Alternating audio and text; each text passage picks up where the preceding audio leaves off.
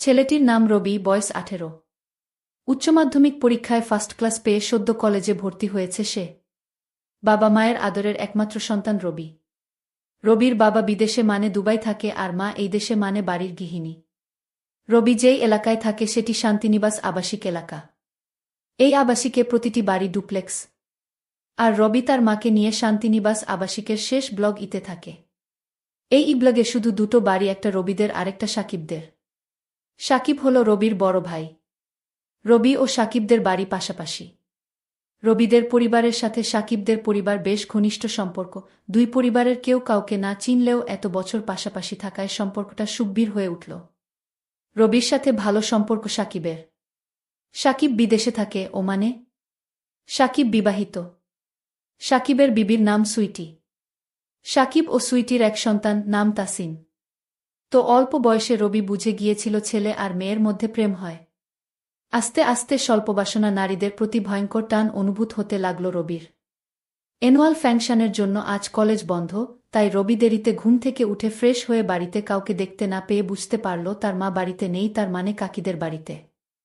কাকি মানে রবি সাকিবের মাকে কাকি এবং সুইটিকে ভাবি বলে ডাকে। রবি জল খাবার খেয়ে নিজের রুমে বসল পিসিতে। রবি জানে তার মা কাকিদের বাড়ি গেলে দুপুরের আগে আসে না। তাই নিশ্চিন্ত মনে রবি পিসিতে ভিডিও দেখছে আর আরিয়া ব্যাংকসকে পরিমণি ভেবে নিজেকে তৃপ্ত করছে। এমন সময় কাকির কল। কলটা রিসিভ করতে কাকি বলে উঠল, বাপ তুই কি ফ্রি আছিস? রবি, কাকি, কেন বলো তো? কাকি, না তোর মা বলছিল তোর নাকি আজ কলেজ বন্ধ আর তোর ভাবি ছোট ছেলেকে নিয়ে একলা ব্যাংকে যাবে, আর তুই তো জানিস আজকাল রাস্তাঘাটে যা অবস্থা। তাই তোর ভাবিকে একলা পাঠাতে ভয় লাগছে। তুই যদি সঙ্গে থাকিস তাহলে আমি একটু ভরসা পাব। তুই যাবি বাপ? রবি, হ্যাঁ যাব কাকি বলে রবির মনটা খুশিতে বাকবাকুম করতে লাগল। এমন সুযোগ কচিত আসে। সুইটি যেমন সুন্দর তেমনি ফিগার দেখলে বম্বের নায়িকাদের মুখ ভেসে উঠে। এমন জিনিস রেখে সাকিবের কেন যে মরিচিকার পেছনে ঘুরে মরছে তা রবির বোধগম্য হয় না। সুযোগ মিলতেই সে ঝটপট রেডি হয়ে গেল। নিচে নেমে দেখে সুইটি রিক্সা নিয়ে তার বাসায় হাজির। আজ সুইটি সেলোয়ার কামিজ পরে এসেছে। সুইটিকে দেখে রবির পারিবারিক গল্পগুলো মনে পড়ে গেল। রবির কেন জানি মনে হলো সুইটি সাকিবকে ছাড়া খুব কষ্টে রাত কাটায়। দেবর ভাবির কাহিনী স্মরণ করতে সে বুঝতে পেরেছে সুইটির মনের দরজায় নক করলে সে স্বর্গের দরজা খুলে যেতে পারে। তাই সে তক্কে তক্কে থাকল সুযোগের। এমন সময় সুইটির গলার স্বর পেয়ে রবির হুঁশ ফিরল। সুইটি বলল, আরে রবি, কি ভাবছ? তাড়াতাড়ি উঠে এসো। ভীষণ রোদ কি রবি? উঠছি বলতে সুইটি তাসিনকে কোলে নিল। রবি রিকশায় চড়তে তিনজনে চাপাচাপি হয়ে গেল। সুইটি বলল, যা রোদ পড়েছে। হুডটা তুলে দাও রবি। গি রবি, ওকে ভাবি বলে রবি আরও খুশি হয়ে উঠে ঝটাপট হুডটা তুলে দিতেই সুইটির প্রায় লেপ্টে গেল। রবির ভেতর তোলপাড় শুরু হয়ে গেল। সুইটি তাসিনকে কোলে নিয়ে বসে আছে আর রবি আর চোখে সুইটির ভেজা সেলোয়ার কামিজের সব দেখে নিল। এই সুযোগ। তাই রবি নানান ছুতোয় ঠাট্টা ইয়ার্কির ছলে খুব কায়দা করে বাম হাতটা নিয়ে গেল সুইটির বাম দিকে। রবি বাম হাতটা এমনভাবে রাখল যাতে রিক্সার ঝাঁকুনিতে আপনাতেই সুইটির সাথে বাড়ি খায়। রিক্সার ঝাঁকুনিতে রবি দু একবার হাতের নাগাল পেতে পেতে হাতছাড়া করে ফেলল। তাই মনটা খারাপ হয়ে রবি আরও সাহস বাড়িয়ে দিল যতটা পারা যায়। হঠাৎ ব্যাংকের সামনে এসে রিক্সাটা থেমে গেল বেরসিকের মতো। সুইটি তাসিনকে নিয়ে যেতে রবিও কিছুটা হতাশ হয়ে পিছু পিছু গেল। ব্যাংকের কাজ শেষ করে আবারও রিক্সাতে উঠেই রবি প্রিপারেশন নিল, এইবার যেভাবেই হোক ভালোভাবে হাতের সুখ করতে হবে। রিক্সা কিছু দূর যাবার পর রবি আবারও কায়দা করে বাম হাতটা এগিয়ে দিল। তখন সুইটি চোখ রাঙিয়ে তাকালো। রবি ভ্যাবাচ্চাকা খেয়ে গেছে। সুইটি বলল, জয়, তোমাকে আমি অনেক ভালো ছেলে মনে করতাম। হাত সরাও, তা না হলে চড় খাবে। রবি সুইটির ধমক খেয়ে ভয় পেয়ে হাত সরিয়ে নিয়ে জড়সড় হয়ে বসে আছে। এতটা দুঃসাহস দেখানো মনে হয় ঠিক হয়নি। সুইটি যদি বাসায় বলে দেয় সর্বনাশ হয়ে যাবে ভাবতেই কলিজা শুকিয়ে গেল। সারাটা পথ রবি চুপসে বসে রইল। রিক্সা কাকিদের বাড়ির সামনে থামতেই রবি সুইটির সাথে কোনো কথা না বলেই দৌড়ে নিজের বাড়ি পালাল। বাড়িতে ঢুকার পর থেকে রবির খুব অশান্তি লাগছিল, সাথে ভয়ও হচ্ছিল। এই বুঝি মা ডেকে বকা দিবে। দিনটা কাটল টেনশনে টেনশনে। সন্ধ্যা পেরিয়ে রাত 12টা বেজে যেতেই রবির মা যখন রবিকে গুড বাই বলে ঘুমিয়ে পড়ল তখন রবি বুঝে ফেলল কেল্লাফতে ছক্কা লেগে গেছে, মনে হচ্ছে ভাবিকে পটানো যাবে। খুব ভাবতেই রবির মনের ভিতর তিরিং তিরিং করে লাফাতে লাগল। রাত তখন একটা। রবি অনেক ভেবে চিনতে সাহস করে ভাবির হোয়াটসঅ্যাপে মেসেজ পাঠালো আবহাওয়া বুঝার জন্য। একবার পালে হাওয়া লাগলে আর ঠেকায় কে? রবি লিখে পাঠালো, সরি উ। কোনো রিপ্লাই না পেয়ে রবি আবার মেসেজ পাঠালো, আমি জানি তুমি আমার উপর রেগে আছো সুইটি, তাই রাগ ভাঙ্গাতে এত রাতে মেসেজ দিচ্ছ। রবি, কি করব ভাবি? কিছুতেই ঘুম আসছে না, বারবার মনে হচ্ছে আমি তোমার মনে কষ্ট দিয়ে ফেলেছি। সুইটি, সেটা বুঝতে পারলে তো ঠিক আছে। রবি, ভাবি তুমি কি আমাকে ক্ষমা করেছ? সুইটি, ভেবে দেখি ক্ষমা করা যায় নাকি শাস্তি দিতে হবে। রবি, তুমি যে শাস্তি দেবে আমি মাথা পেতে নেব। সুইটি, কি শাস্তি দেয়া যায় সেটাই ভাবছি। তা লেখাপড়া ছেড়ে এইসব ভাবা হচ্ছে আজকাল। কালই তোমার কাকি আর আমার আন্টিকে বলতে হবে। রবি, প্লিজ ভাবি মাকে বলো না, তাহলে আমার আর আস্ত থাকবে না। আর কাকিকে বললে আমি কারও কাছে আর মুখ দেখাতে পারব না। সুইটি, কাজটা কি ভালো করেছ রবি, আমি খুবই সরি। সুইটি, ওকে আর এত সরি বলতে হবে না বারবার। কলেজে একটা গার্লফ্রেন্ড জুটিয়ে নাও, দেখবে সব ঠিক হয়ে যাবে। নাকি এর মধ্যে জুটিয়ে নিয়েছ? রবি, কি যে বলো না ভাবি। সুইটি, কেন, খারাপ কি বললাম? কাউকে মনে ধরেননি রবি, যাকে মনে ধরেছে সে তো মনে ঠাঁই দেবে না, জানা হয়ে গেছে। সুইটি, তাকে বুঝিয়ে বলো তোমার মনের কথা। রবি, সাহসে কুলোয় না। সুইটি, তুমি কি পাগল? পুরুষ মানুষ এত ভীতু হলে কি চলে? রবি, তাকে তো সাহস করে ট্রাই করলাম কিন্তু ফল পেলাম উল্টো। সুইটি, তুমি কি বলছো বুঝতে পারছো? রবি, তুমি কি আমাকে ছোট বাচ্চা মনে করো? তুমি জানো আমি কি চাই? সুইটি, বড় হয়েছ কিছুটা বুঝছি।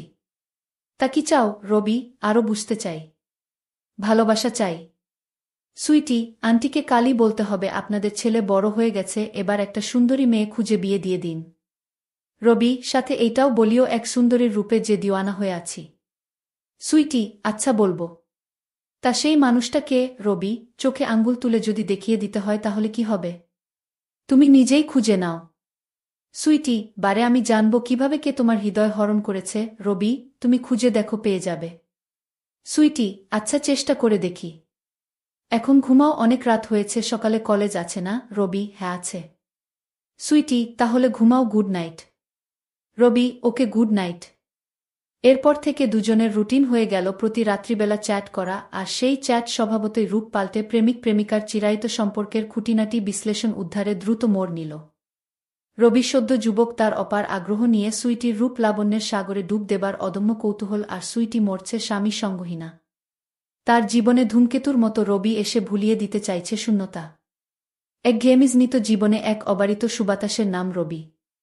এমনিতেই দেবর ভাবির ক্লাইম্যাক্স জমে ভালো, সেটা আরও পোক্ত হল সুইটির আশকারা পেয়ে। বয়সটা বাধা হয়ে দাঁড়াল না রবি ও সুইটির মাঝে। দিনের বেলা রবি কলেজে ব্যস্ত থাকে বিধায় সুইটিকে সকালবেলা রবি টাইম দিতে পারে না।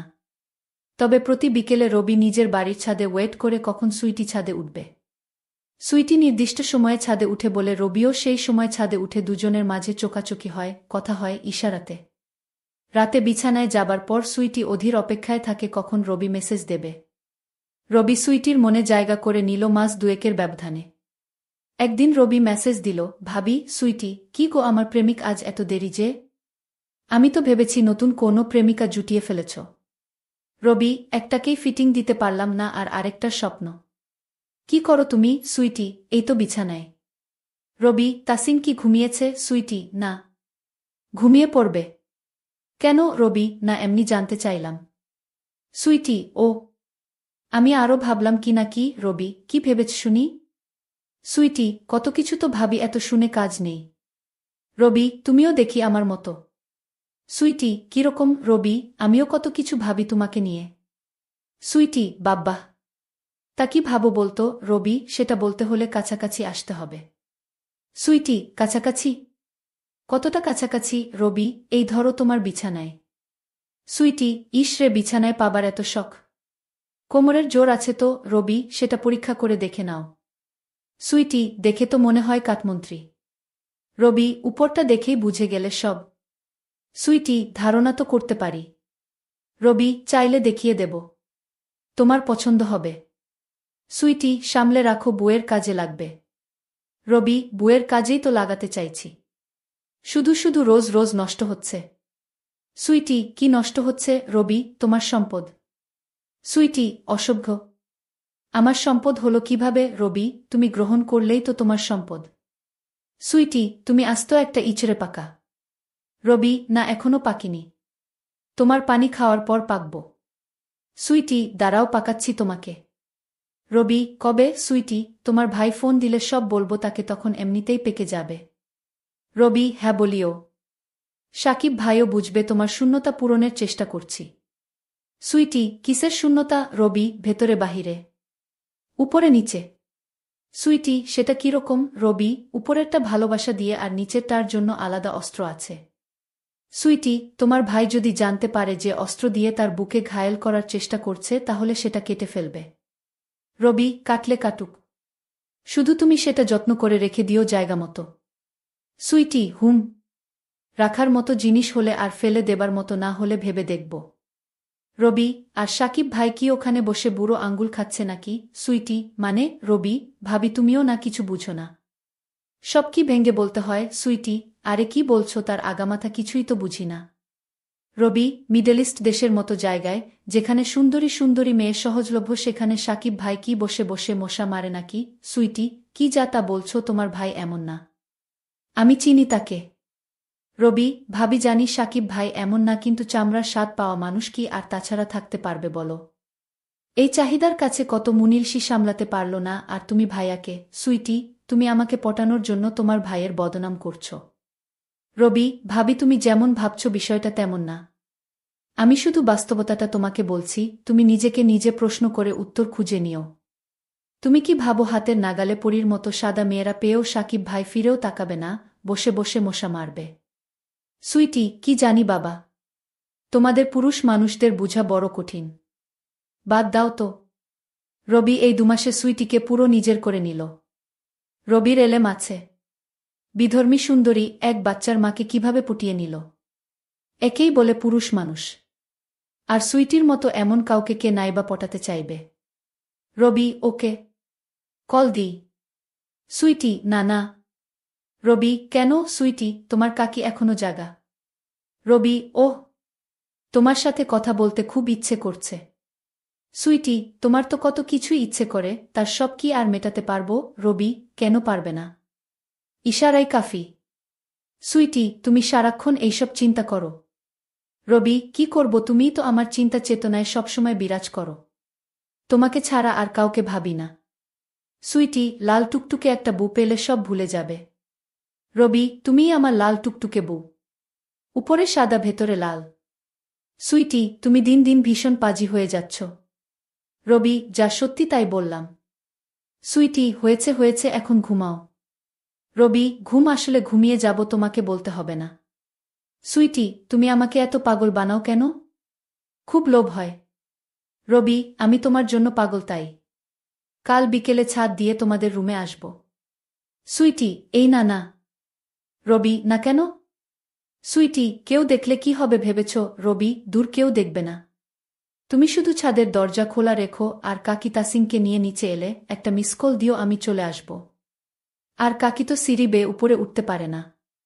তুমি ফালতু চিন্তা করো না, আমি ঠিক সামলে নেব। সুইটি, আমার ভয় করে।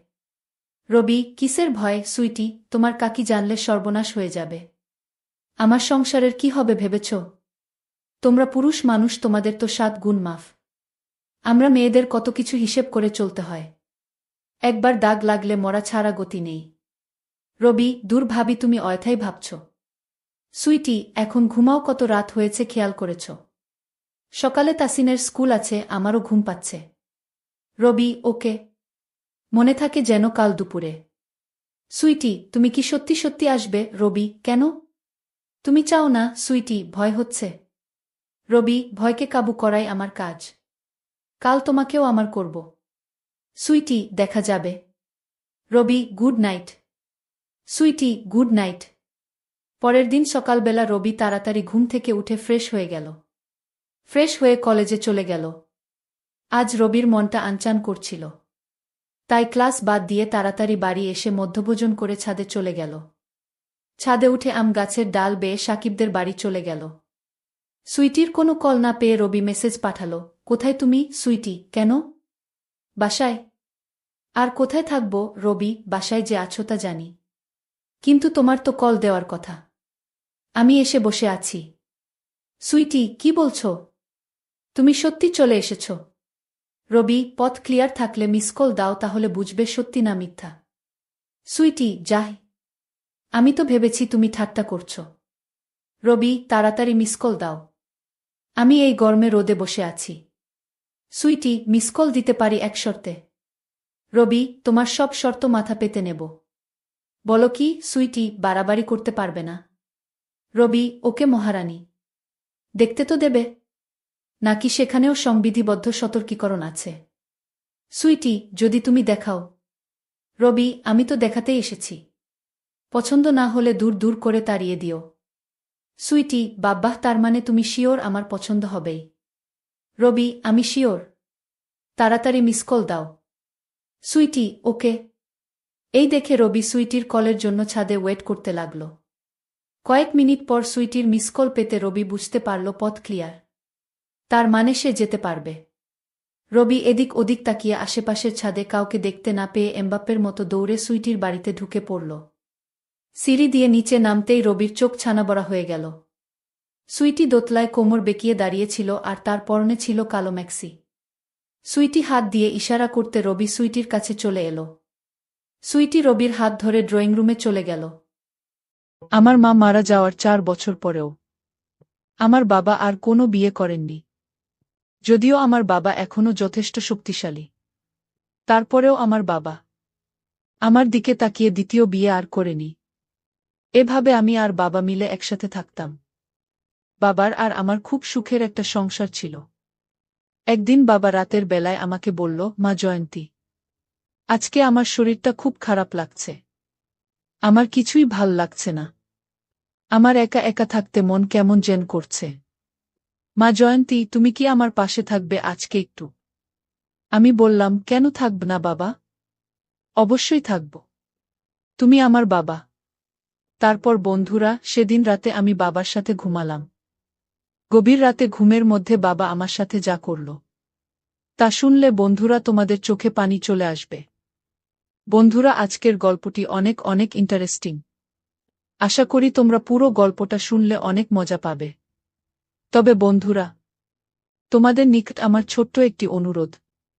তোমরা দয়া করে আমার পেজ থেকে ফলো করে আমাকে সাপোর্ট করবে।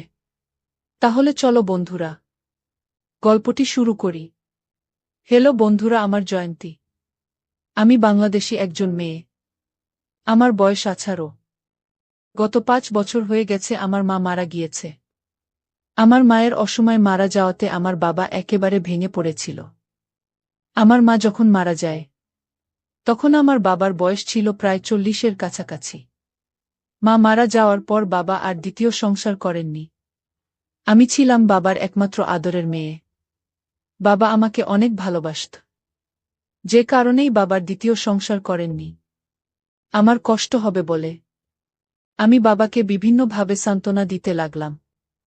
আমি বর্তমানে কলেজের প্রথম বর্ষের একজন ছাত্রী। আমার বাড়িতে শুধু আমি আর আমার আব্বু আছি, আর কেউ নেই। আব্বু এক রুমে থাকে আর আমি থাকি অন্য রুমে। আব্বুর অনেক বড় ব্যবসা আছে।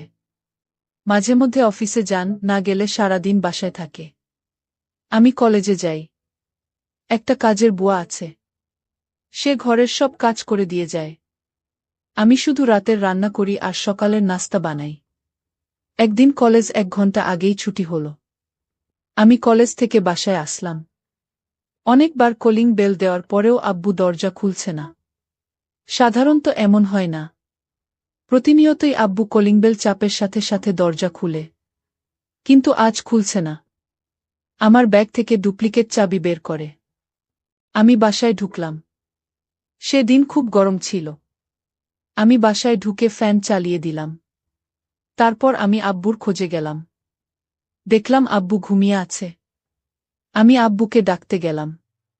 তখন আমার চোখে এমন জায়গায় পড়ল যা দেখে আমার চোখ কপালে উঠে গেল। গরমের কারণে আব্বু গামছা পরে ঘুমিয়েছে। ঘুমন্ত অবস্থায় আব্বুর এরকম দৃশ্য দেখে আমি খুব লজ্জা পেয়ে গেছিলাম। কি বল বন্ধুরা? ঘুমের মধ্যে আব্বুকে অনেক অস্বাভাবিক দেখাচ্ছিল। আব্বুর কি সুন্দর মায়াবী চেহারা, আর এদিক দিয়ে আব্বু অস্বাভাবিক অবস্থায় পড়ে আছে ঘুমের মধ্যে। আমি শুধু অবাক হয়ে তাকিয়ে রইলাম সেই দিকে, কারণ আব্বুকে ঘুমের মধ্যে দেখতে অনেক অদ্ভুত লাগছিল। ৫-৬ মিনিট আমি আব্বুর এরকম অদ্ভুত দৃশ্য উপভোগ করছিলাম। তারপর আব্বু মনে হয় সজাগ হয়ে যাবে, এমন পরিস্থিতি টের পেয়ে আমি দৌড়ে আমার রুমে চলে আসলাম।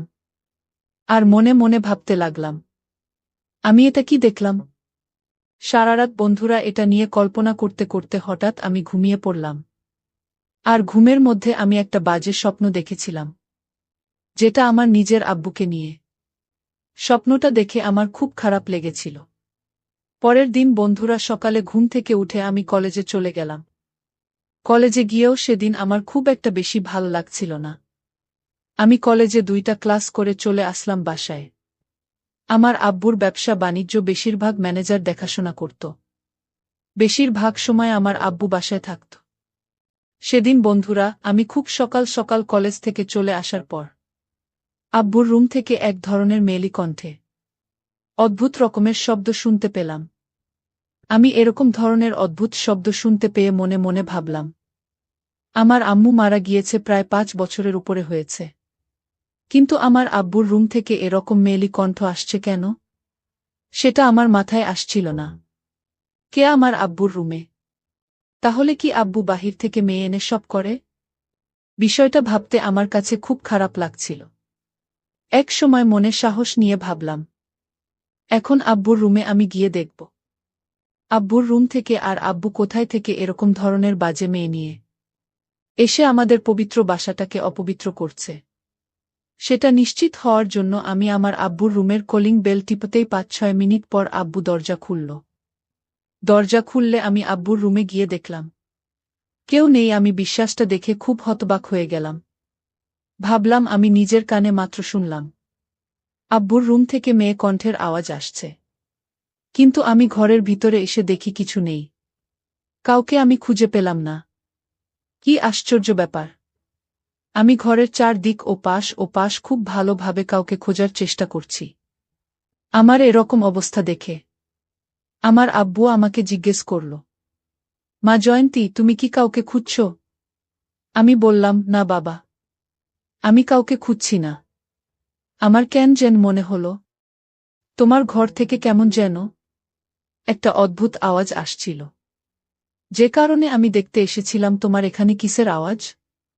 আমি ভাবছিলাম, বাবা তুমি মনে হয় অসুস্থ হয়ে গেছিলে, তাই তোমাকে দেখতে এসেছিলাম। এই কথা বলে বন্ধুরা আমি আমার বাবার রুম থেকে চলে আসলাম। আমি পড়তে বসেছিলাম। কিছুক্ষণ পর আবার ঘুম থেকে সেই রকম ধরনের শব্দ আমি শুনতে পেয়েছিলাম। আমি ভাবলাম, আমি মাত্র বাবার রুম থেকে সবকিছু ভালো করে দেখে আসলাম, কোনো মেয়ে মানুষের শব্দ পাচ্ছিলাম না। এখন আবার কোথা থেকে এরকম ধরনের শব্দ আসছে? কিন্তু আমি বাবার রুমের দরজার পাশে কান পেতে আমি স্পষ্ট মেয়ে মানুষের এক অদ্ভুত রকমের শব্দ শুনতে পাচ্ছিলাম। আমি ভাবলাম, বাবার রুমে কি হচ্ছে? যে করেই হোক তা আমাকে জানতে হবে। আমি আস্তে আস্তে করে বাবার রুমের জানালার হালকা ফাঁক দিয়ে অনেক কষ্ট করে ভেতরের অবস্থা বোঝার চেষ্টা করলাম। আমি বাবার রুমের জানালা দিয়ে যা দেখলাম, তাতে আমার হুঁশ চলে যাওয়ার মতো অবস্থা হলো। দেখলাম আমাদের বাসার কাজের মেয়ে আর বাবার কি সুন্দর একটা সম্পর্ক। তারা যে জনম জনমের পরিচিত। তাদের এরকম আত্মিক সম্পর্ক দেখে আমার মাথা ঘুরে যাওয়ার মতো অবস্থা হলো। কেননা আমার বাবার বয়স প্রায় 40-এর উপরে, আর আমাদের বাসার কাজের মেয়ের বয়স প্রায় 14 কিংবা 15 হবে। আমার বাবা এরকম বয়সে এত অল্প বয়সের একটা কাজের মেয়ের সাথে রকম একটা কাজ করবে, এটা কোনোভাবেই মেনে নিতে পারছিলাম না। ঘটনাটা দেখে শুধু বারবার মায়ের কথাই আমার মনে পড়ছিল। মনে মনে ভাবছিলাম, আজকে মা না থাকার কারণে বাবার এই অধপতন। এই রকম একটা দৃশ্য দেখে 2 চোখে জল নিয়ে আমি আমার রুমে চলে আসলাম। ভাবলাম, এখন কি করা যায়? এই কাজের মেয়ে তো আমার বাবাকে কৌশলে ফেলে আমার বাবার সমস্ত সম্পত্তি হাতে নিয়ে যাবে। আমি তো শূন্য হয়ে যাব, আর তাছাড়া কাজের প্রতি বাবা যে দুর্বল হয়ে গেছে। যদি কাজের মেয়েকে বাবা বিয়ে করে নেয়, তাহলে তো আমি সব হারাব। মনের মধ্যে অনেক চিন্তা শুরু হয়ে গেল, কি করা যায়? কিভাবে বাবাকে এই কাজের মেয়ের হাত থেকে বাঁচানো যায়? মনে মনে চিন্তা করলাম, বাবাকে হাতে নাতে ধরতে হবে, ধরে একটা শিক্ষা দিতে হবে। হাতে নাতে ধরে এই কাজের মেয়েকে আমাদের বাসা থেকে বের করে দিব। তাহলে বাবা সেখান থেকে ফিরে যাবে। আমার যে কথা সেই কাজ। আমি পরের দিন বাবা আর কাজের মেয়ে যখন এরকম ধরনের অস্বাভাবিক অবস্থার হতে যাবে, তখন আমি ওয়াশরুমে লুকিয়েছিলাম। যখন বাবা আর কাজের মেয়ে রকম অস্বাভাবিক অবস্থা যাবে। বন্ধুরা, ভিডিও মাঝখানে একটা কথা বলতে চাই, আমি তোমাদের আনন্দ দেওয়ার জন্য খুব কষ্ট করে ভিডিও বানাই। তাই তোমাদের কাছে অনুরোধ থাকবে, অবশ্যই এই ভিডিওটি দেখে একটি লাইক করবে এবং জোনাকি ব্লগ চ্যানেলটি সাবস্ক্রাইব করে পাশে থাকবেন। তখন আমি তাদেরকে হাতে হাতে ধরে ফেলি। বাবা আমাকে দেখে আমার দিকে বোকার মতো চেয়ে রইল। আর কাজের মেয়ের মাথা নিচু করে চুপ করে চলে গেল। আমি বাবাকে বললাম যে, বাবা, তোমার লজ্জা করে না? তোমার ঘরে এত সুন্দর যুবতী একটা মেয়ে রেখে তুমি মাত্র 14 বছর বয়সী একটা কাজের মেয়ের সাথে এরকম একটা কাজ করতে? বাবা বলল, মারে, তোর মা মারা গেছে আজ থেকে প্রায় 5 বছর হয়ে গেছে। একা একা আমি কি করে থাকি বল? আমার তো মনে আছে। আমারও তো মনের চাহিদা আছে। আমার তো বিশেষ চাহিদা আছে। মানে তোর কাছে কি করে বলি? আমি বিশেষ এক আকর্ষণের ফলে এরকম ধরনের একটা ভুল করে ফেলেছি মা। তুই আমাকে ক্ষমা করে দে।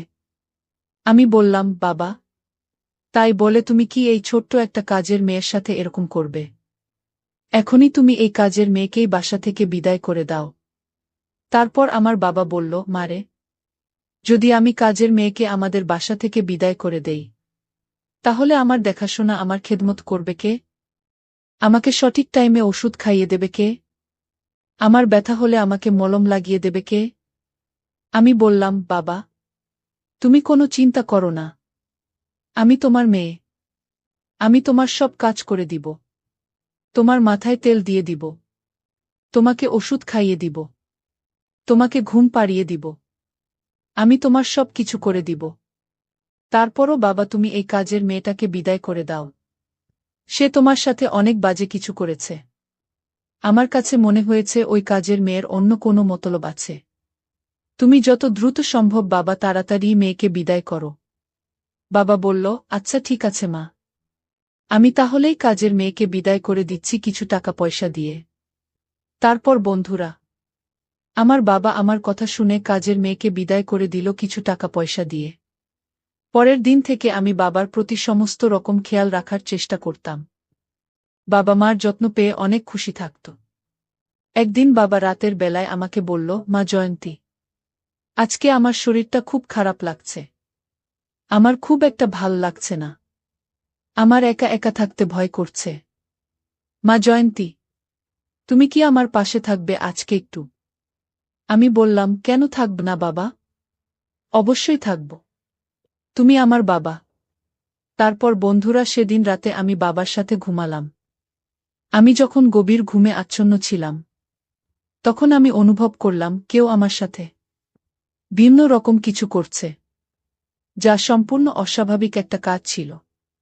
বন্ধুরা, সেদিন ঘুমের ঘোরে আমি ঘুম থেকে উঠার আগেই বাবা আমার সাথে এমন একটা কাজ করে বসল, যে কাজটা মনে হয় পৃথিবীতে কোনো বাবাই তার মেয়ের সাথে করে না।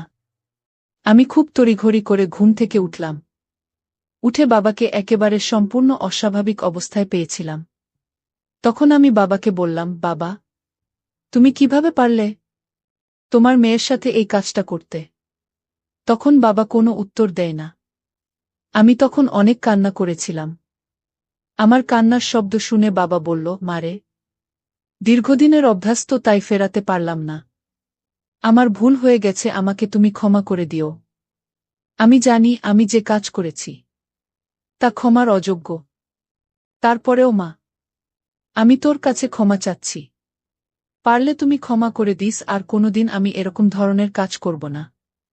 আর যাই হোক বন্ধুরা, আমার সাথে এরকম ধরনের একটা ঘটনার পর বাবার মধ্যে এমন একটা পরিবর্তন আসলো।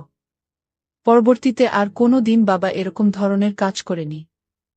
যতদিন বেঁচে ছিল, একেবারেই ভালো মানুষের বেশি বেঁচে ছিল। কিন্তু মাঝখান দিয়ে আমার জীবনের একটি অভাবনীয় ঘটনার সৃষ্টি হয়ে গিয়েছিল। এই ঘটনাটি পরিবর্তন করে দিয়েছিল আমার বাবার নৈতিক চরিত্র। বন্ধুরা, আমি জানি আমার বাবা যা করেছিল তা ক্ষমার অযোগ্য। তারপরেও বাবার এই পরিবর্তনের কারণে আমি আমার মন থেকে সবকিছু বাদ দিয়ে দিয়েছিলাম এবং অবশেষে আমি একটি ছেলে দেখে বিয়ে করে নিচ্ছিলাম। আমার সংসারও এখন খুব ভালোই চলছে। আমি এখন আপনাদের দোয়ায় খুব ভালো হ্যাপি টাইম পাস করছি আমি আমার স্বামীর সঙ্গে। বন্ধুরা, আজকে এই পর্যন্তই। গল্পটি যদি তোমাদের ভালো লাগে তাহলে অবশ্যই লাইক, কমেন্ট, শেয়ার করবে। বন্ধুরা, তোমরা যদি এরকম ধরনের শিক্ষামূলক গল্প পেতে চাও তাহলে দয়া করে আমার চ্যানেলটি সাবস্ক্রাইব করে আমাকে সাপোর্ট করবে। পরিশেষে তোমাদের সুস্থতা কামনা করছি। ভিডিওটি দেখার জন্য তোমাদের সকলকে অসংখ্য ধন্যবাদ। ভাবি, দুনিয়াটা বড়ই কঠিন, কেউ কাউকে এমনি এমনি টাকা দেয় না, সবাই বিনিময় চায়। তোমার স্বামী বিদেশে যাবে, তাই তোমার টাকা দরকার। আমি তোমাকে টাকা ধার দিব, তবে আমি তোমার সাথে একটি কাজ করতে চাই। যদি তুমি আমার সাথে কাজ করতে রাজি থাকো তাহলে আমি তোমাকে টাকা দিব। আমার সম্মতি বুঝতে পেরে হঠাৎ দেওর আমাকে ধাক্কা মেরে ফেলে দিল। তারপর দেওর আমার সাথে যা করল তা শুনলে আমি শিওর বলতে পারি তোমাদের দাঁড়িয়ে যাবে এবং তোমরা কাজ করতে বাধ্য হবে। আমার নাম ফারহানা আক্তার বিথি। বয়স 23 বছর। আমার বিয়ে হয় যখন আমার বয়স 19 বছর। আমাদের বিয়ের 2 বছরে প্রথম সন্তান জন্ম হয়। আমার স্বামী জবেদ আলী বিদেশে যাওয়ার চেষ্টা করছে। দেশের বর্তমান যে অবস্থা, রিক্সা চালিয়ে সংসারের চালানো কষ্টকর হয়ে পড়েছে। রিক্সা চালিয়ে যে পরিমাণ টাকা আয় করে তা দিয়ে আমাদের সংসার চালাতে কষ্ট হয়। প্রত্যেক মাসে কিছু পরিমাণ টাকা ধার করে চলতে হয়। বিগত 2 বছরে প্রায় 30,000 টাকা ধার হয়ে গেছে। দিন দিন ধারের পরিমাণ বেড়েই চলেছে। চিন্তায় চোখে মুখে সর্ষে ফুল দেখতে লাগলাম। আমাদের গ্রামের একজন ওমান প্রবাসী ওমান ভিসা দেয়ার অফার দেয়। আমার স্বামীর ওমান যাওয়ার ইচ্ছা হলো। ভিসার জন্য 3,20,000 টাকা লাগবে, কিন্তু হাতে কোনো টাকা পয়সা নেই। উপায় না দেখে আমার ভাসুর ফারুকের মাধ্যমে কৃষি ব্যাংক হতে বিভিন্ন মানুষের নামে 2 লক্ষ টাকা ব্যবস্থা করা হলো। বাকি 1,20,000 টাকা কিভাবে ব্যবস্থা করব চিন্তা করে পথ খুঁজে পাচ্ছিলাম না। একদিন আমরা ঘরে বসে আলোচনা করলাম যে ঢাকার শহরে আমার স্বামীর 2 জন মামাত ভাই ও একজন দূরসম্পর্কের দেওর থাকে। তাদের বাসায় গেলে কোনো সাহায্য পাওয়া যায় কিনা দেখা যেতে পারে। যে ভাবা সেই কাজ। আমরা দিনক্ষণ ঠিক করে প্রথমে আমার দেওরের কেরানীগঞ্জের বাসায় গিয়ে উঠলাম।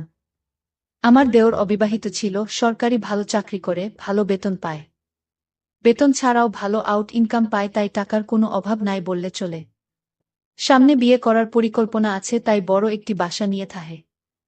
আমরা সন্ধ্যা 6টায় দেওরের বাসায় গিয়ে পৌঁছালাম। আমাদেরকে দেখে দেওর খুবই আশ্চর্য হয়ে গেল আর কইল, ভাবি আপনারা কোথায় হতে এলেন, কিভাবে এলেন, কি উদ্দেশ্যে এলেন? একসাথে অনেকগুলো প্রশ্ন করে আমাদেরকে বাসায় অভ্যর্থনা জানান। আমরা বাসায় ঢুকলাম, হাত মুখ ধুয়ে ফ্রেশ হলাম। দেওর আমাদের বাড়ির সবার কথা জানতে চাইল। আমাদের ও তাদের বাড়ির সবার কথা তাকে জানালাম। আমরা যাওয়ার কিছুক্ষণের মধ্যে কাজের মহিলা আসাতে আমাদের সকলের জন্য রাতের রান্না করার আদেশ দিল। আমাদের উদ্দেশ্যের কথা এখনই কইলাম না, রাতে খাওয়া দাওয়া শেষ করে কইল প্ল্যান হরেছি। সন্ধ্যার সামান্য পরে আমার স্বামী কইল, আমি একটু আমার মামাতো ভাইয়ের বাসা থেকে ঘুরে আসি। তারপর রাতে একসাথে খাওয়া দাওয়া শেষ করে কথা বলবো। দেওর কইল, রাতে ঠিক চলে আসবেন তো ভাইয়া? আমার স্বামী কইল, হ্যাঁ আসব। দেওর কইল, তাহলে যান, আর শুনেন, যদি রাতে আপনি না আসেন আমি কিন্তু ভাবিকে আস্ত রাখব না বলে দিলাম। তিনজনেই আমরা অট্টহাসিতে ভেঙে পড়লাম। আমার স্বামী চলে গেল, আমি আমার শিশু বাচ্চাকে খাওয়ালাম এবং তাকে ঘুম পাড়িয়ে দিলাম। আমরা দেওর ভাবি সোফায় বসে টিভি দেখছিলাম আর দেশের নানা কথাতে মশগুল হয়ে গেলাম। কথার মাঝে আমাদের উদ্দেশ্যের কথা কইলাম। তোমার ভাই বিদেশে যেতে চায়, কিন্তু টাকার খুব অভাব। মোটামুটি 2 লাখ টাকা জোগাড় হয়েছি। আরও 1,20,000 টাকা দরকার, তুমি দিতে পারবে ভাই? তাহলে আমাদের অনেক উপকার হবে। আমি কথাটা দেওরকে কইলাম।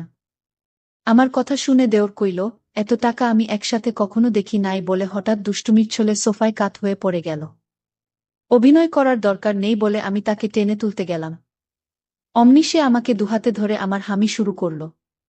আমি এই দুষ্ট বলে তার কাঁধে থাপ্পড় দিতে লাগলাম, কিন্তু কিছুতেই ছাড়ার পাত্র নয়। আমি বারবার তাকে সতর্ক করে বলতে লাগলাম, দেখো ভাই, এখনই তোমার ভাই দরজার কড়া নাড়বে, তখন ভারী বিপদ হয়ে যাবে। কিন্তু আমার কোনো কথা সে শুনল না। তার এমন পাগলামি দেখে আমি কইলাম, তোমার ভাই যদি না আসে তাহলে আমি কথা দিলাম, তোমাকে বাধা দিব না। কিন্তু তোমার ভাইয়ের সামনে আমাকে বিপদে ফেলো না। আমার কথা শুনে সে কইল, ভাইয়া না আসলে তো হবেই, কিন্তু এখন একবার। ভাবি তুমি রাগ করো না প্লিজ। তখন আমি নিরুপায় হয়ে তার সাথে রাজি না হয়ে পারলাম না। তারপর আমরা রাতের খাবার খেয়ে নিলাম। আমার স্বামী ছবেদ আলী সেদিন রাতে আর বাসায় আসলো না। তার জন্য অপেক্ষা করতে করতে আমরা শুয়ে পড়লাম। সেদিন রাতে আমি একটুও ঘুমাতে পারলাম না। সকালে গোসল সেরে আমরা স্বাভাবিকভাবে নাস্তা সেরে নিলাম। আমার স্বামী ছবেদ আলী বাসায় আসলো 9টায়, তাকে নাস্তা দিলাম, আমরা চলে যাবার চিন্তা করলাম। তার আগে আবার একবার দেওরকে টাকার কথা কইলাম। দেওর কইল, টাকা জোগাড় করতে আমার সপ্তাহ খানেক সময় লাগবে, কখন টাকা লাগবে তোমাদের? আমি কইলাম, আগামী 1 সপ্তাহের মধ্যে হলে আমাদের হবে। আমার স্বামীর দিকে লক্ষ্য করে কইল, তাহলে আগামী রবিবার তুমি আবার এসো। আমি মিনিমাম 1 লাখ টাকা দিতে পারব। বাকি 20,000 টাকা তুমি অন্য কোথাও সংগ্রহ করতে পার কিনা দেখো। আমার স্বামী কি যেন চিন্তা করে কইল, তাহলে আমি তোর ভাবিকে রেখে যাই, তুই যত তাড়াতাড়ি পারিস টাকা জোগাড় হলে তোর ভাবিকে পাঠিয়ে দিস। আমি আপত্তি করলাম। আমার স্বামী আড়ালে নিয়ে আমাকে কইল, যদি আমরা কেউ সামনে না থাকি, তাহলে সে টাকা দেয়ার কথা ভুলে যাবে, আর তুমি এখানে থাকলে এমন কিছু ঘটবে না। আমি তোমাকে বিশ্বাস করি, আর আমার চাচাত ভাই হিসাব যথেষ্ট চরিত্রবান। কোনোদিন কোনো মেয়ের দিকে চোখ তুলে তাকায়নি। তুমি এখানে থাকো, টাকা যে কোনো উপায়ে আমাদের পেতে হবে, আমার বাড়ি গিয়ে বাকি আরও 20,000 জোগাড় করতে হবে, আর তুমি বুঝিয়ে সুজিয়ে 1 লাখ নিতে পারো কিনা দেখো। আমি রয়ে গেলাম, আমার স্বামী চলে গেল। যত সন্ধ্যা হয় আমার মন দুরু দুরু কাঁপছে, আজ আমার কি অবস্থা করে সৃষ্টিকর্তাই ভালো জানে। আবার একজন সুপুরুষের বিছানায় থাক ভেবে মনে এক প্রকার আনন্দও হচ্ছে। আমার স্বামীকে গাড়িতে তুলে দিয়ে 1 ঘন্টার মধ্যে দেওর ফিরে আসলেও দিনে কোনো প্রকার কিছু করেনি, হয়তো রাতের অপেক্ষা আছে। রাত প্রায় 8টা বাজল, আমরা রাতের খাওয়া দাওয়া শেষ করে নিলাম। এবার শুয়ার পালা। আমি আমার সন্তানকে খাওয়ায়ে ঘুম পাড়িয়ে নিলাম। আমি জানি আমি যেখানে ঘুমাই না কেন, সে আমার সাথে ঘুমাবে, হয়তোবা তার ঘরে নিয়ে আসবে। তাই আমি সরাসরি তার ঘরে গিয়ে শুলাম। দেওর এসে টিভি অন করে সোফায় আরাম করে বসল। বসেই আমায় ডাকল, বিথি ভাবি সোফায় আসু। আমি কোনো জবাব না দিয়ে ডান কাতে শুয়ে রইলাম। আমি মনে মনে ভাবছিলাম সে কোলে করে তুলে নিয়ে তার পাশে বসিয়ে নিক। ও কয়েকবার আমাকে ডেকে সাড়া না পাওয়ায় সোফা হতে উঠে আসলো, আর আমাকে ভাবি ভাবি বলে ডাকতে লাগল। আমি সাড়া না দিয়ে পারলাম না। আমি কইলাম, এখন অনেক রাত হয়েছে, ঘুমিয়ে পড়ো। তারপর সে বিছানায় গিয়ে শুয়ে পড়েল। কিছুক্ষণ ঘুমানোর পর আমার কেন জানি ঘুম ভেঙে গেল। আমার ঘুম ভাঙার পর আমি দেখতে পারলাম আমার সবকিছু কেমন যেন এলোমেলো হয়ে আছে। মনে হচ্ছে অনেক বড় কিছু হয়ে গেছে আমার সাথে। বুঝতে আর বাকি রইল না ঘুমের মধ্যে কি ঘটনা ঘটে গেছে। মনে মনে ভাবলাম এখানে আর থাকবো না, চলে যাব, কিন্তু আবার ভাবলাম এখন চলে গেল স্বামীর বিদেশ যাওয়ার টাকা জোগাড় হবে কিভাবে। তাই আমার যত কষ্টই হোক না কেন, আমাকে সব কষ্ট সহ্য করতে হবে। এসব কথা ভাবতে ভাবতে সকাল 9টা বেজে গেল। সকাল সকাল গোসল শেষ, আমরা নাস্তা খেলাম। সকাল 8টায় আমাকে একটা মোবাইল টেলিফোন দিয়ে কইল অফিস হতে আমি যোগাযোগ করতে পারি, তাই এটা দিলাম বলে অফিসে চলে গেল। আমি একা তার পথ চেয়ে বসে রইলাম। অফিসে চলে যাওয়ার পর আমি সম্পূর্ণ একা বসে বসে টবি দেখছিলাম। হঠাৎ কে যেন দরজায় কড়া নাড়ল। দরজার পাশে গিয়ে জিজ্ঞেস করলাম, কে? বাহির হতে জবাব এল, আমি কাজের বুয়া। আমি দরজা খুলে দিলাম। কাজের বুয়া রান্নাবান্না সব শেষ করে আমার কাছ থেকে বিদায় নিয়ে চলে গেল। আমি আবার টিভি দেখায় মগ্ন হলাম। বেলা প্রায় 12টা বাজল। আমি গোসল করার জন্য প্রস্তুতি নিলাম, এমন সময় মোবাইলটা বেজে উঠল। দৌড়ে গিয়ে রিসিভ করলাম। ওপাশ হতে আমার মিষ্টি দেওর বলতে লাগল, ভাবি আমি একজন লোকের মাধ্যমে 5,000 টাকা পাঠাচ্ছি, লোকটা আমার খুব আপন, একটু ভালো করে মেহমানদারি করবেন, সে যেন আমার কাছে তোমার দুর্নাম না করে। চা নাস্তা যা চায় তা দিবেন, কোনো কার্পণ্য করবেন না, বুঝলেন, আর টাকাগুলো আপনার জন্য। যদি আপনাকেও চায় তাহলেও ফেরাবেন না, বলে হা হা করে হেসে উঠল। আমি যা দুষ্ট বলে টেলিফোন রেখে দিলাম। আমি আবার টিভি দেখার জন্য সোফায় বসলাম। টিভিতে একটা ইংলিশ সিনেমা চলছে। এমন সময় দরজায় কড়া নাড়ার শব্দ হলো। আমি দরজা খুলে দিলাম। দরজা খুলে আমি ভয়ে আমি চুপসে গেলাম। এ কি দেখছি! সম্পূর্ণ এক নিগ্রো মানুষ, ভসভসে কালো রং, প্রায় 6 ফুট লম্বা এবং মোটা আকারের লোক, দেখতে দৈত্যের মতো, হাতের আঙ্গুলগুলো যেন আমাদের বাঙালিদের হাতের বাহুর মতো। যেমন লম্বা তেমন সুন্দর। লোকটি বাংলায় কইল, আসতে পারি ভাবি? আমি হেসে কইলাম, হ্যাঁ আসুন। লোকটি সরাসরি সোফায় গিয়ে বসল। সামনে এক অপরিচিত লোকের উপস্থিতি আমার একেবারে মনে ছিল না। আমি চা নাস্তা তৈরি করে লোকটিকে দিলাম। সে আমাকে দেখে মুচকি মুচকি হাসছে, আর আমার দিকে কেমন করে চেয়ে রইল। তারপর সেই নিগ্র লোকটি আমাকে কইল, ভাবি যদি কিছু মনে না করেন আসুন আমরা একটু গল্প করি। আমি কইলাম, ঠিক আছে ভাই। আসলে আমারও তার সাথে গল্প করতে ভালোই লাগছিল। এ লোকটা যদি আমার স্বামী হতো, অথবা এ লোকটাকে যদি যেভাবে হুক প্রতিদিন পেতাম, অথবা দুদিন পর পর পেতাম, অথবা সপ্তাহে একবার পেতাম, কতই না মজা হতো। আসলে এই নিগ্র লোকটিকে দেখে আমার মাথায় শয়তানি কাজ করছিল। ওই হালার কি শক্তি আছে আজকে আমি দেখতে চাই। আমি দেখতে চাই তারা কেমন পারে, আর তাছাড়া আমার স্বামীটা একেবারেই দুর্বল। তাই তাকে দেখে আমার অনেক ইচ্ছে হলো। আবেগের মোহে পড়ে গেছিলাম তার সাথে। বাবারে বাবা, এত ভয়ঙ্কর তারা! আমি কোনোরকমে আমার জান নিয়ে ফিরছিলাম। মনে হচ্ছিল একটা পাহাড়ের উপর চাপা পড়ে গেছিলাম। সে তার কাজ করে আমার হাতে 5,000 টাকা দিয়ে দিল। আমার মেহমানদারি তার নাকি বেশ ভালো লেগেছে। কিন্তু সে চলে যাওয়ার সময় আমার কান্না চলে আসলো। সে কইল, কেঁদে না, সম্ভব হলে আমি আবার একবার আসব। তার চলে যাওয়ার পথে আমি এক দৃষ্টিতে চেয়ে রইলাম। ভাবলাম সে যদি আমাকে তার সাথে নিয়ে নিত। বিকাল বেলায় আমার দেওর অফিস হতে ফিরে এসে লোকটির কথা জানতে চাইল টাকা দিয়েছে কিনা। আমি কইলাম, হ্যাঁ দিয়েছে। আমার দেওর আশ্চর্য হয়ে আবার জানতে চাইল, তাহলে দিয়েছে? আমায় কইলাম, হ্যাঁ দিয়েছে, এতে আশ্চর্য হওয়ার কি আছে? আমার দেওর হেসে উঠে কইল, এমনি এমনি দেয়ার কথা ছিল না। আমি কোনো কথা না বলে চুপ করে রইলাম। আমার নীরবতায় সে যা বুঝার বুঝে গেল। দেওর কইল, ভাবি দুনিয়াটা বড়ই কঠিন। কেউ কাউকে এমনি এমনি টাকা দিতে চায় না, সবাই বিনিময় চায়। সে আমাকে ধারে এ টাকা দিয়েছে, যথাসময়ে এগুলো ফেরত দিতে হবে। ধার দেওয়ার জন্য সে তোমাকে চেয়ে বসেছে, কারণ আমি তোমাদের টাকার প্রয়োজনের কথা এবং তোমার উপস্থিতির কথা সব জানিয়েছিলাম। আর তুমি যদি রাজি থাকো তাহলে 1 লাখ নয়, আরও বেশি টাকা জোগাড় করে দেওয়া যাবে। শুধু দাদাকে বলবে সব টাকা আমি দিয়েছি। তোমার এসব ব্যাপার পৃথিবীর কেউ জানবে না আমি ছাড়া। আমি তো কাউকে বলতে যাব না। এতে টাকাও জোগাড় হয়ে যাচ্ছে, আর তখন ভাইয়ের বিদেশ যাওয়াটা নিশ্চিত হচ্ছে। আমি নির্বেশ সব কথা শুনছিলাম আর মনে মনে ভাবছিলাম। উপদেশ শেষ করে আবার সম্মতি জানতে চাইল। আমি কোনো উত্তর না দিয়ে নীরব রইলাম। আমার চোখে ভেসে উঠতে লাগলো আজকের লোকটির কথা। কি নাম কে জানে, জিজ্ঞেস করা সম্ভব হয়নি। খ্রিস্টান না মুসলমান তাও জানা যায়নি, তবে হিন্দু নয় যে সে ব্যাপারে নিশ্চিত। আমার দেওরটা আমার সম্মতি আবার স্পষ্ট করে জানতে চাইল। কইলাম, আমি কি বলবো, তুমি যা ভালো মনে কর তাই করতে পাবো। রাতে একজন মেহমানকে দাওয়াত করেছি, মানসিকভাবে তৈরি থাকিও। আমার মনে হতে লাগলো আমার স্বামী ছবেদ আলী তখন যেন আমাকে ব্যবসার জন্য এখানে রেখে গেছে। কিছুক্ষণ পর কাজের বুয়া আসল। সে বিকেলের চা নাস্তা তৈরি করার পাশাপাশি রাতের রান্না বান্না শেষ করে চলে গেল। রাত যত ঘনিয়ে আসছে আমার দুরু দুরু কাঁপছে। কে আসছে? কেমন হবে লোকটি? আমাকে কি কষ্ট দিবে? আরও ভাবছি তারা কি একসাথে দুজনে আসবে নাকি মেহমান একা করবে। মনের ভিতর একটা চঞ্চলতা কাজ করতে লাগল। আজ আমার দেওরের মধ্যে আমাকে নিয়ে কোনো আগ্রহ লক্ষণই দেখতে পাচ্ছি না।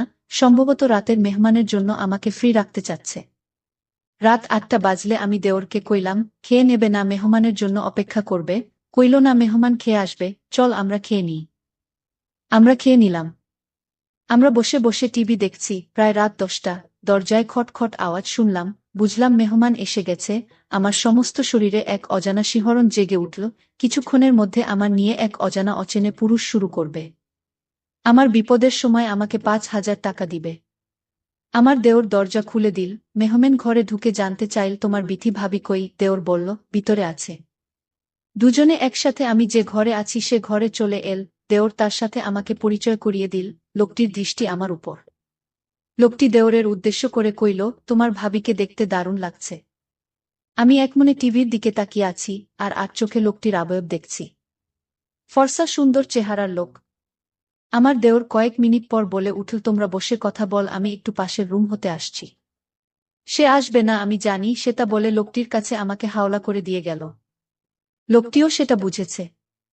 দেওর বের হওয়ার সাথে সাথে লোকটি আমাকে অনেকক্ষণ পর আমার হাতে 5,000 টাকার বান্ডিল দিয়ে পাশের রুমে গিয়ে ঘুমাল। আমার দেওরকে নিয়ে ঘুমিয়ে গেলাম। সেই রাতে আমি একটুও ঘুমাতে পারিনি। সকালে ঘুম হতে উঠে বাথরুম সেরে গোসল করলাম। তারপর দুজনে চা নাস্তা খেলাম। আমার দেওর সকাল ৮টায় অফিসে রওনা হয়ে গেল। আজ কোনো মেহমান আসবে কিনা বলে যায়নি। আমার কাছে গতকালের রেখে যাওয়া তার মোবাইলটা কিন্তু আছে। হয়তো যোগাযোগ করবে, না করলে আরও ভালো। আমি বৃহস্পতিবার থেকে যে পরিশ্রম করছি শুধু স্বামী বিদেশে যাওয়ার টাকার জন্য। আজ বিশ্রাম নেয়া দরকার। দেওর চলে যাওয়ার পর কেমন জানি একা একা লাগছে। বুয়া আসল। দরজায় কল করার সাথে সাথে আমি গিয়ে খুলে দিলাম। বুয়া তার কাজ ঘণ্টা দেড়েকের মধ্যে শেষ করে চলে গেল। আমি আবার একা হয়ে গেলাম। ঘরের দরজার খিল মেরে দিয়ে শুয়ে রইলাম। আজ কদিনের সব ঘটনা ভাবতে ভাবতে তন্দ্রা এসে গেল। হঠাৎ মনে হল দরজা খুলে কেং যেন প্রবেশ করছে। ভাবলাম আমার দেওরটা হয়তো আজ তাড়াতাড়ি ফিরে এসেছে, তাই শুয়া হতে উঠলাম না। দেওরের সাথে ছলনা ও দুষ্টুমি করার জন্য ঘুমের ভান ধরে পড়ে রইলাম। মনে মনে ভাবলাম সে আমায় না জাগিয়ে নিশ্চয় আমার সাথে দুষ্টুমি করবে।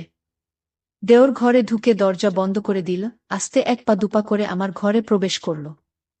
আমি আজ প্রতিজ্ঞা করলাম যতক্ষণ তার আমার শেষ না হয় ততক্ষণ আমি চোখ খুলব না। দেওরটা আমার ঘরে ঢুকে কোনো কথা বলল না। সবশেষে যখন বুঝতে পারলাম সে আমার দেওর না, তখন মনে মনে নিজেকে ধিক্কার দিলাম। ছি ছি, একজন অচেনা মানুষ আমাকে বিনা বাধায় এমন করল, আর আমিও। আমি জিজ্ঞেস করলাম, আপনাকে কে পাঠিয়েছে? বলল, আমাকে কেউ পাঠায় নাই। আমি তোমাদের সকল কর্মকাণ্ড জানি এবং দেখেছি। আমি পাশের বাসায় থাকি এবং এ ঘরগুলোর মালিক। বাসা হতে বের হবার সময় দেখলাম তোমার দরজাটা ফাঁকা লাগাওনি। আমি ঢুকলাম, তোমাকে দেখে লোভ সামলাতে পারলাম না। তবে এত সহজ তোমাকে যে পাবো ভাবি নাই। আচ্ছা বলতো, আমার জায়গায় তুমি কাকে ভেবেছিলে? কইলাম, আমার দেওরকে। সে বলল, তুমি এখানে এসে একাজে লিপ্ত হলে কেন? জবাবে কইলাম, আমার স্বামী বিদেশে যাওয়ার জন্য ১,২০,০০০ টাকা ধার চাইতে এসেছিলাম। টাকা জোগাড়ের কথা বলে আমার দেওর আমাকে রেখে দেয়, আর বিভিন্ন লোক আসে এবং যাওয়ার সময় ৫,০০০ টাকা দিয়ে যায়। এ পর্যন্ত ১৫,০০০ টাকা জোগাড় হয়েছে।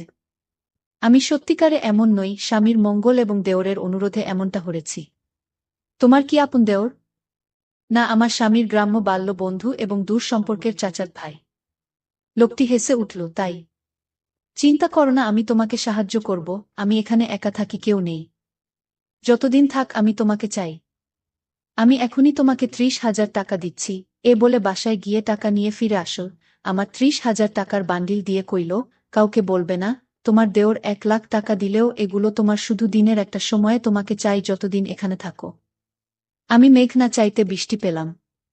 আমার দেওর অফিসে চলে গেলে আমার একাকিত্বের সঙ্গী পেলাম, যেটা আমার দেওরও কখনো জানবে না। সন্ধ্যার পরে আমার দেওর অফিস থেকে ফিরে এল, সাথে একজন কোট টাই পরা ভদ্রলোক। দরজায় নক করতে আমি দরজা খুলে দিলাম। সাথের মেহমানের চোখাচোখি হলো। আমি কোনো প্রকার সম্ভাষণ না করে দরজা হতে ফিরে এলাম। লোকটি মৃদু স্বরে জিজ্ঞেস করল, এটা নাকি তোমার ভাবি? দেওর বলল, হ্যাঁ। তারা আমার পাশের রুমে ঢুকল। আমার দেওর তাকে বসিয়ে আমার রুমে আসল। আমি কিছু জানতে চাওয়ার আগে সে বলতে লাগল, বুঝলে ভাবি, দুনিয়াটা খারাপ হয়ে গেছে, কেউ কাউকে সাহায্য করতে চায় না। সবাই চায় সাহায্যের বিনিময়ে কিছু পেতে। আমি পড়েছি মহা বিপদে, তোমাদের টাকা জোগাড় করতে তোমাকে ভিন্ন পথে ব্যবহার করতে হচ্ছে। বাধ্য হয়ে আজ আবার একজনকে নিয়ে আসতে হলো। আমি কোনো উত্তর দিলাম না। সে একটু থেমে আবার বলতে লাগল, মেহমানের নাম মিস্টার এলভেন। বাংলাদেশে এসেছ বেড়াতে। গ্রাম্য শাড়ি পরা ললনা নাকি তার খুব পছন্দ। আমার সাথে পরিচয় ৬ মাস পর্যন্ত। আজ দেখা হতে তোমার সমস্যার কথা বলতে আসার আগ্রহ দেখালে নিয়ে আসলাম।